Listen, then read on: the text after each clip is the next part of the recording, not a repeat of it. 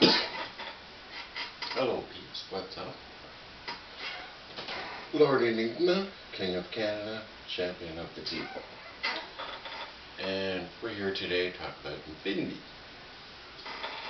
I'm a death experiencer, above and beyond the five senses, played with infinity.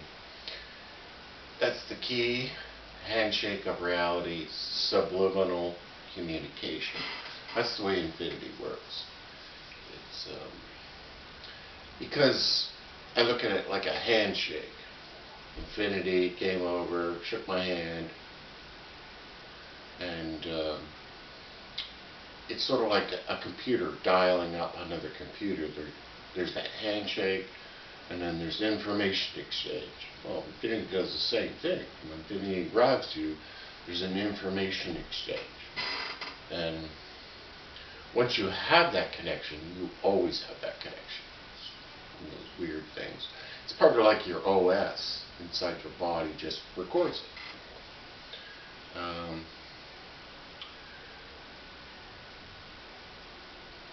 Say no. Okay, the handshake of reality. Basically, that's what I was talking about. Your reality is not set in stone. I'm an INFJ personality type, 100% introvert, industrial type. I'm 1% of the world's population, rare as in another type of human species, as this world is an extroverted type. INFJs see the world from outside the matrix, the cocoon, the box. And that's what I wrote on the side of this box here. Was extrovert matrix. It's a box. And basically people are living inside that box, not realizing it. Where else can I go?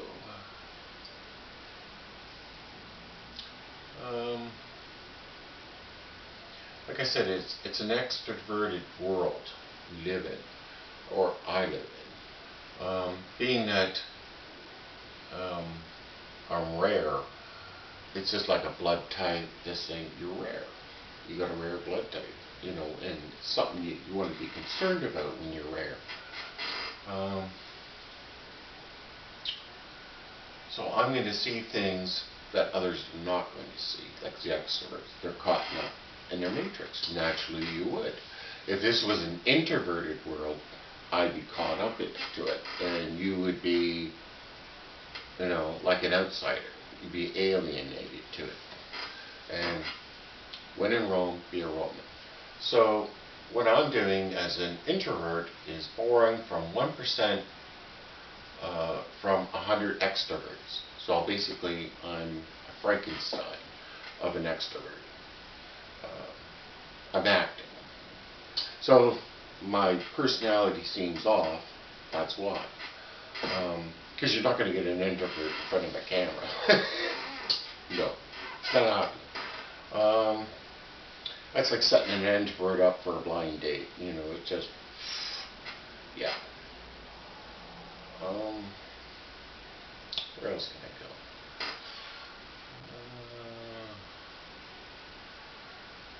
Okay, I was adopted. Easy to adapt and adopt. You know, it's basically a love affair. I don't know who I am, what I am, so I could be anything. That's how I look at it. So I don't discriminate in that direction. I go with infinity because I don't do religion. Yes, I know of religion, but I don't do it because it's less than infinity. Basically, well, when you say Allah, for instance, you're saying infinity. When you say God, you're saying infinity. When you're saying Yahweh, you're saying infinity. Or Krishna, yeah, again, infinity. Or Creator, infinity. That's what you're describing. It's the description of people who are not knowing, okay, trying to describe something that's far beyond them. And that's what infinity is. It's so far beyond you, it's something you have to experience to get the difference. If you don't have that difference, you'll never understand it. It's just way out there.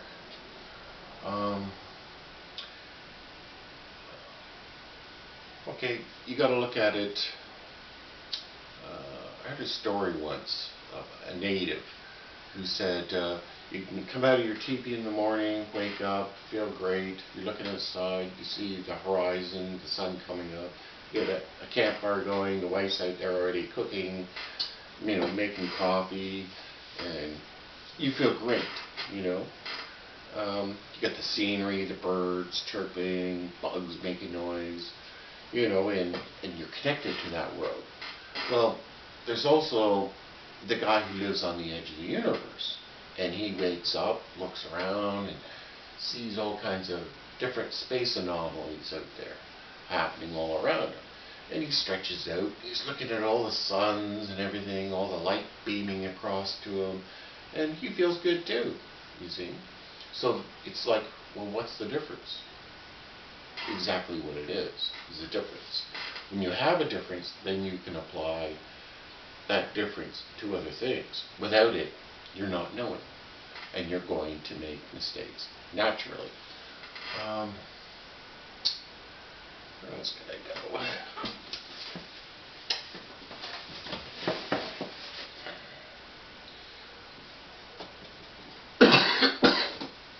Okay, I'll put this up on the board now. I got a sideboard here that I wrote on.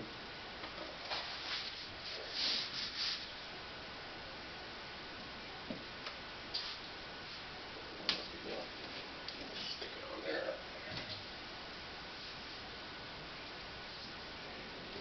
There. Infinity says you must learn your not knowing always comes first throughout your lifetime. Now, I was going to say natural nature in here, right here, but then I thought, well, I'll describe the whole process. You see, this is based on 2,000 years ago. It's part of a completion, right? It's, well, I'm the Antichrist. So, as the Antichrist, I'm here as a champion. The Antichrist was stolen. It's like the Nazis did with that East Indian symbol of the Nazi symbol. They took it, they reversed it, and said, oh, this is evil, you know. Is it? No. Because even Satan is part of infinity. Because infinity is everything. You see, you can say, well, I don't believe in infinity. You can say that. Is it true? Well, if you didn't believe in infinity, then you wouldn't exist. It has to exist, because that's where the mathematics come from. Everything around us is math. Our spelling is math, our sounds are math, you know, our flags are math, it's all math. And that's what infinity is playing with you, is math. As I say, in my experience in playing with infinity, is checkmate before you were born. And that's what infinity would say. It's checkmate before you were even born. So infinity says you must learn your not knowing always comes first, natural nature, throughout your lifetime. Or then I can continue and say this is natural nature because our limited DNA blueprint of our biomechanical body that converts energy. And now we go to the next part of therefore we're answering up here. We will make mistakes. Mistake always naturally throughout our lifetime. And the reason why we're doing that, we're making mistakes, is because we have a flaw in our design. And that is right here, limited. We're limited. And when you have a limited computer, and it's limited, that's it. Coffee. Let's have a drink. Now I'm having Dr. McGillicuddy's butterscotch. Just for my color. And my toothache. And my back pain. And everything else wrong with me. Cheers, Canada.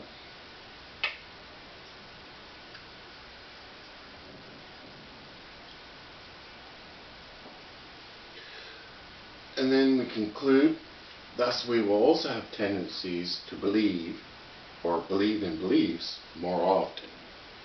And that's because we're not knowing. And you'll naturally believe in stuff. That doesn't make it true, though, does it? Just because you believe in something. And you can say, well, you believe in this. No, I trust this. Because it is the basics of the human being.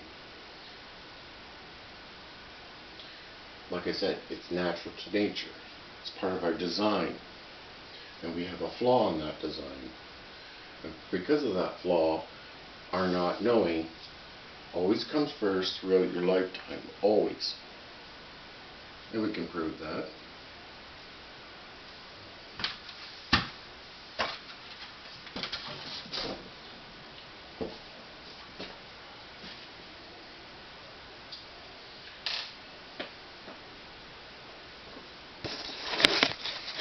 Okay, this is my sideboard here.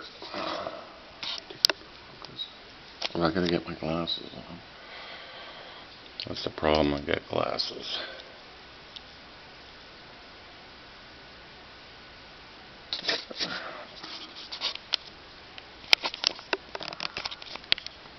No, I can't focus.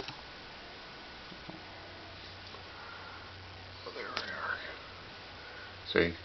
I'm an INFJ personality type, 100% introvert, industrial type. 1% of the world's population, rare as another type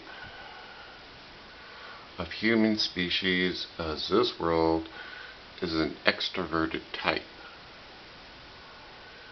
INFJs, or INFJs, pardon me, see the world from outside matrix, cocoon, or box.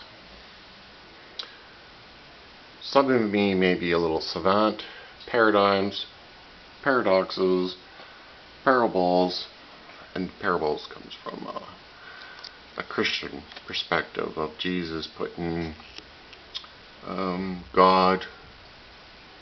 God-like stuff into other things, like wheat, mustard seed, various things like that. Kiss of clever, keep it simple, silly, of clever. That is me in a nutshell.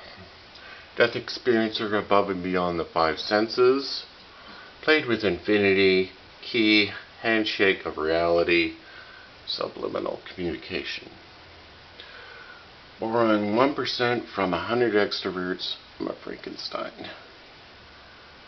Was adopted, easy to adopt and adapt. It's a love affair. And basically that's our board. Might as well go to my next board here. I'll just do it down here. I'm the champion of Canada. I'm Lord Enigma for King of Canada. 35 trillion budget. No federal taxes. 25% more per week. Everyone gets uplifted. No fear, the king is here. And we even have Mickey Mouse in there. Now I'm going to erase all this.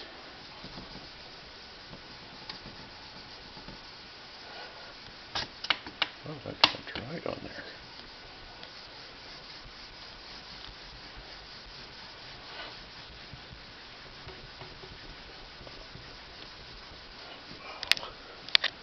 You should have got the big eraser.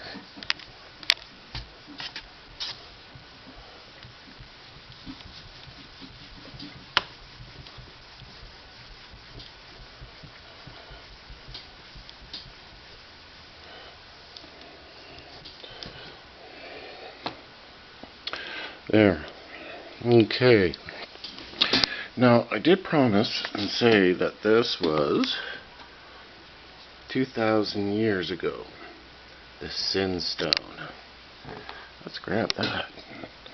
That looks pretty interesting. The Sin Stone. Those without sin cast thy first stone. The Sin Stone. Now, we go back up here to our board. You see, there's a paradox and a paradigm. Now, when this came out, the saying, those without sin cast thy first, that was revolutionary. I mean, that was just a cornerstone in someone's life. The thought process, the thinking behind it, you see, just like amazing. So now, that's what Jesus said anyway. We know that Jesus was the author of that. I mean, that was just brilliant. That's what I'm saying.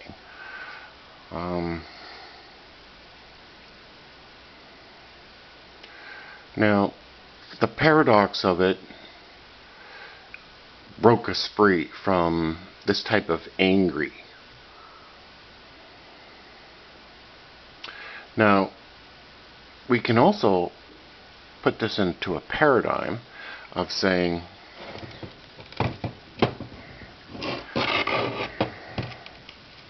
oh, mistake stone. Those without mistakes cast thy first stone. See? This is why I'm the Antichrist. Did you hear that from anyone else? Did you hear anyone else tell you that your not knowing always comes first throughout your lifetime, naturally? No. Where do you think the information came? It doesn't come from me. It comes from infinity. I'm just the one who unravels it. Now you might say, well, how revolutionary is this? Well, it's part of the same paragraph. You're finding out why, right, you can't throw the sin stone. It tells you why. You're making mistakes. Why are you making mistakes? Because you're not knowing. Alright, now where does that come from? Well, like this little chip here, you know. It's got 64 gigs. Right, it's nice. Here, get them